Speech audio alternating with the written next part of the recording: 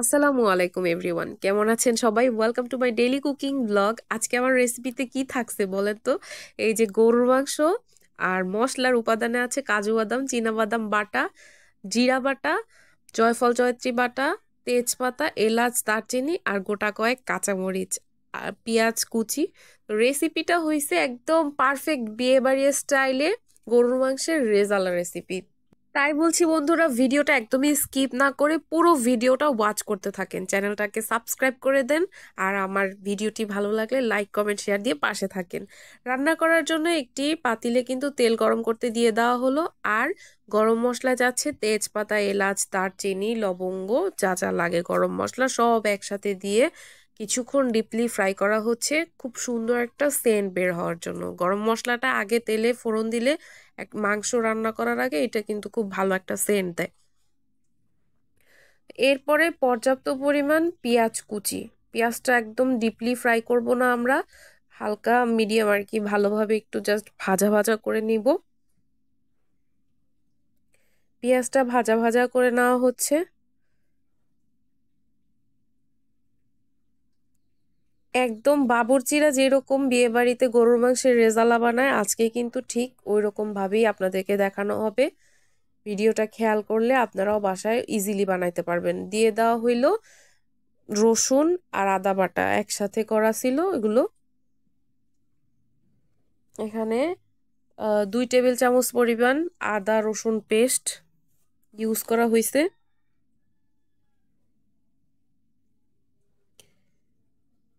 এরপরে জিরা বাটা। জিরা বাটাটা এখানে বেশি ইউজ করবেন, ধনিয়া গুঁড়া একটু কম পরিমাণে দিবেন, জিরা বাটাটা বেশি দিবেন। জিরা বাটা দিয়ে সবগুলো একসাথে ভালোভাবে মশলায় মিক্সড করে নেওয়া হচ্ছে।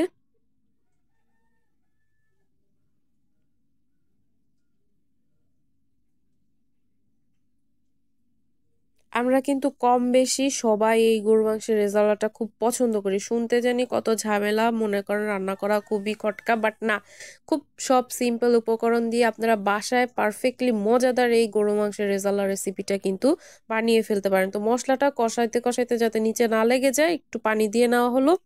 এইবারে এখানে যাচ্ছে দেখেন 1 চামচ পরিমাণ হলুদ গুঁড়ো, আর দিয়ে দেওয়া হবে 1 চামচ পরিমাণ ধনিয়া গুঁড়ো,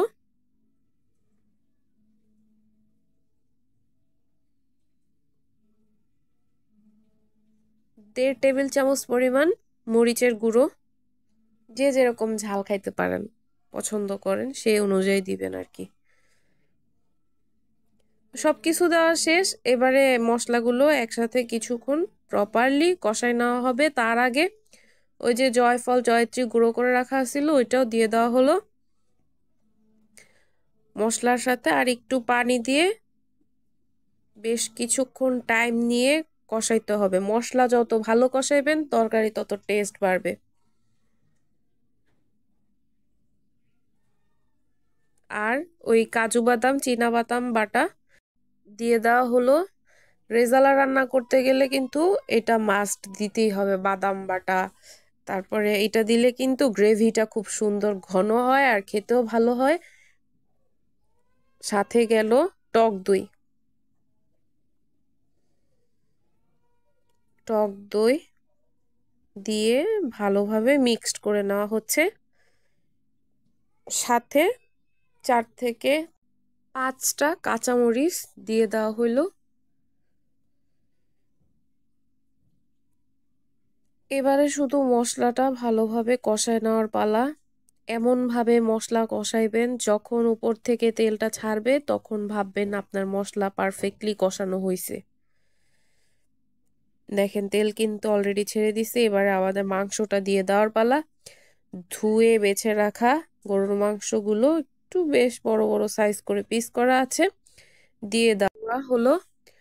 তো গরুর মাংসের রেজালাটা চেষ্টা করবেন মাংসটা বোনলেস নেওয়ার, তাহলে একটু ভালো হয়।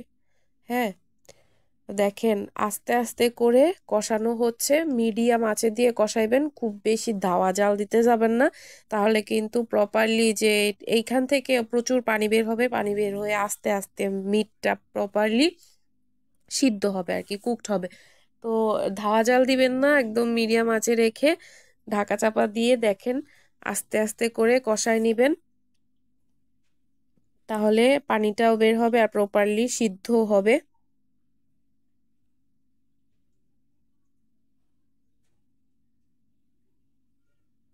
কষানো হচ্ছে আর বারবার একটু নেড়ে চেড়ে দেওয়া হচ্ছে যাতে করে নিচে না লাগে।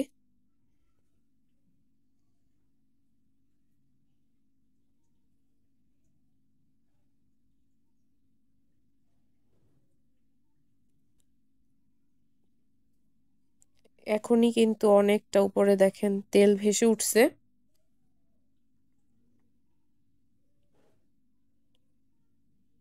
আমাদের কষানো প্রায় কিন্তু হয়ে যাচ্ছে দেখেন। আপনারা যদি যে কোনো বাসায় গেস্ট আসে বা কোনো কোনো অনুষ্ঠানে আপনারা এরকম ভাবে রান্না করে প্রশংসা কুড়াতে পারেন, নিঃসন্দেহে সবাই খুব পছন্দ করবে। তো এই কষানো হয়ে গেল পর গরম পানি দিয়ে দেওয়া হলো আর কি ঝোলে আর একটু।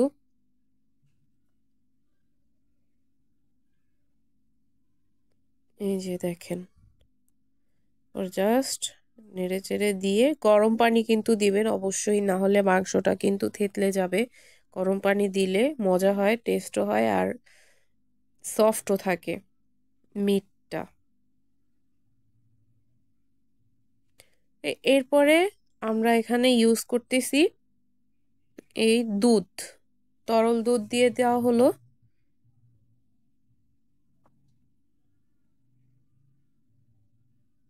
রেজালা রান্না করতে হইলে কিন্তু মাস্ট বি দুধ ইউজ করতে হবে। দুধটা দেওয়ার পর কিন্তু অলরেডি দেখেন কালার চেঞ্জ। পরিমাণ মতো পানি দিয়ে দেওয়া হলো। এর পানির কোনো পরিমাণ বলতেছি না, কারণ হচ্ছে আপনারা যে যতটুকু মাংস নেবেন মাংস সিদ্ধ হইতে যতটুকু আপনার পানি দরকার ততটুকু দিবেন। সাথে আমরা দুধ দিয়েছি, তো আস্তে আস্তে এটা আরো কুকড হতে থাক, প্রপারলি সিদ্ধ হবে। সেই পর্যন্ত ওয়েট করছি। এরপরে দেখেন আস্তে আস্তে কিন্তু আমাদের সিদ্ধটা হচ্ছে। তো অনেকটা কিন্তু পানি ওই ঝোলটা টেনে আসছে, এরপর আবার একটু নেড়ে চেড়ে দেওয়া হচ্ছে। এইবারে আগেও লবণ দেওয়া হয়েছিল, এবারে আরেকটু লবণটা চেক করে দেন লবণ দিয়ে দেওয়া হলো। আর দেখেন ঝোলটা কিন্তু আস্তে আস্তে ঘন হয়ে আসতেছে।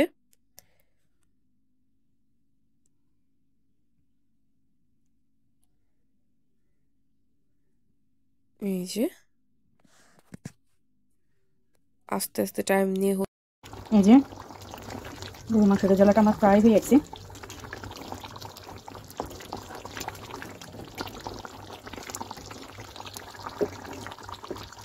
এখন আমি একটু গরম মশলা দিয়ে দিব এখানে।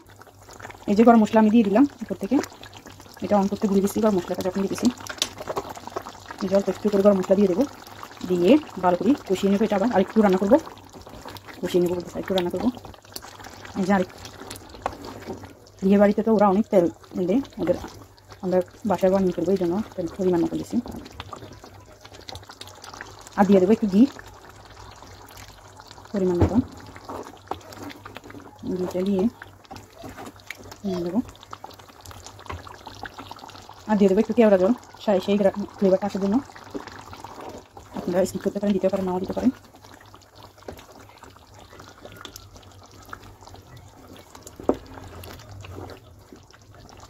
এই যে এই যে আপনাদের কাছে যদি মাওয়া দিয়ে করে এটা মাওয়া থাকে এটাও দিতে পারেন, মিষ্টির মধ্যে দিতে এগুলো। আর যদি না থাকে একটু গুঁড়া দুধ দিবেন অল্প একটু করে।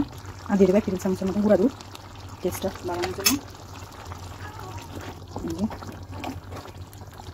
বিয়ে বাড়ির স্বাদ দিতে হলে মাওয়া দিতে হবে না। আপনাদের কাছে মাওয়াটা হাতের কাছে না থাকলে আপনারা গুঁড়া দুধটাই দিতে পারেন। দিয়ে দেবো অল্প একটু পেঁয়াজ বেরেস্তা, বেশি দেবো না, অল্প একটু দেবো।